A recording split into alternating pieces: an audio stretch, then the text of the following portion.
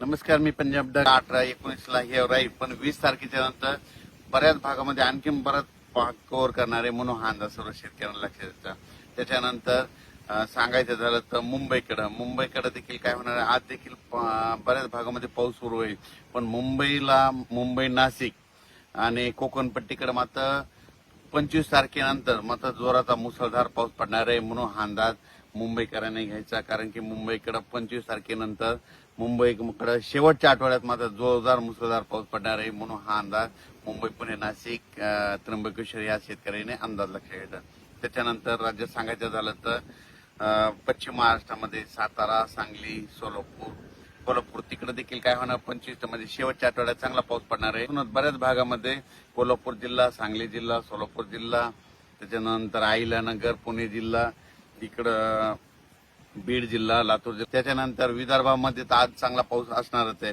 पण विदर्भात देखील 20 तारखेच्या नंतर 20 जुलैच्या नंतर आणखी पावसामध्ये वाढ होणार आहे म्हणून विदर्भातल्या शेतकऱ्यांनी देखील अंदाज लक्षात घ्यायचा. 5 ऑगस्ट पर्यंत राज्यात पाऊस असाच दररोज वेगवेगळ्या भागात पडतच राहणार आहे आणि जे संपूर्ण जे शेतकऱ्याचे पीक आहेत त्यांना सगळ्यांना जीवदान ठरणार आहे म्हणून हा अंदाज लक्षात घेतला. त्याच्यानंतर आषाढी एकादशी 25 तारखेला आहे, तर पंढरपूरला मात्र दुपार 4च्या दरम्यान संध्याकाळी मात्र थोडाफार प्रमाणात पाऊस असणार आहे म्हणून यात्रेकरूंनी हे देखील अंदाज लक्षात घ्यायचा. कारण की 25 तारखेला तिथं पाऊस थोडाफार पडणार आहे, जास्त काय असा मोठा नाही, म्हणजे नुकसानकारक नाही, मुसळधार तसा काय नाही, उगाच थोडा पाऊस येणार आहे म्हणून हा अंदाज यात्रेकरूंनी देखील घ्यायचा म्हणून हे देखील लक्षात घ्यायचं. त्याच्यानंतर यात्रा परतल्याच्या नंतर राज्यात मात्र 27-28च्या नंतर बऱ्याच भागामध्ये काही ठिकाणी जोराचा पाऊस पडणार आहे म्हणून ही आज देखील त्या शेतकऱ्यांना अंदाज लक्षात घ्यायचा. त्याच्यानंतर इकडे जळगाव जिल्हा झालं, धुळे जिल्हा झाला, नंदुरबार जिल्ह्यात देखील काय होणार आहे, आज 17 पासून बऱ्याच भागामध्ये थोडाफार पाऊस वाढणार आहे.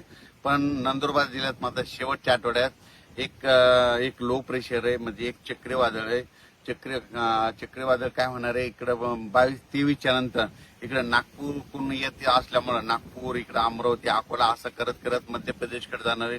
मध्य प्रदेशकडून काय होणार आहे, इकडे इंदूरकडून इकडे लगेच इकडे जळगाव असं करत करत इकडे परत गुजरातकडे येणार आहे. गुजरातकडे येत असल्यामुळे नंदुरबारकडे येऊन ते मुंबईकडे जाईल.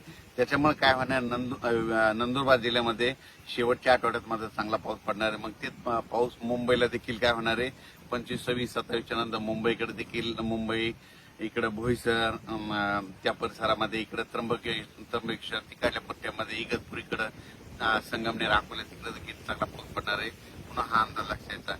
म्हणजे सांगायचं झालं तर सध्या आता जशी 8 दिवस पावसानं उघड दिली होती तसं काही आता उघडीप नाही.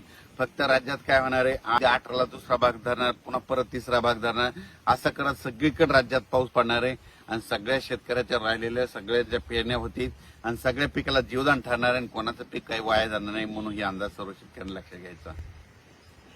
त्याच्यानंतर काय होणार आहे, 20 तारखेच्या नंतर मात्र चांगला बऱ्याच भागामध्ये पावसाचा जोर वाढणार आहे म्हणून हा अंदाज लक्षात घ्यायचा. नागपूरकडे म्हणजे नागपूर, भंडारा, वर्धा, गोंदिया, त्याच्यानंतर अमरावती, अकोला ह्या पट्ट्यामध्ये आज देखील चांगल्या प्रमाणाचा पाऊस पडणार आहे म्हणून हा अंदाज लक्षात घ्यायचा.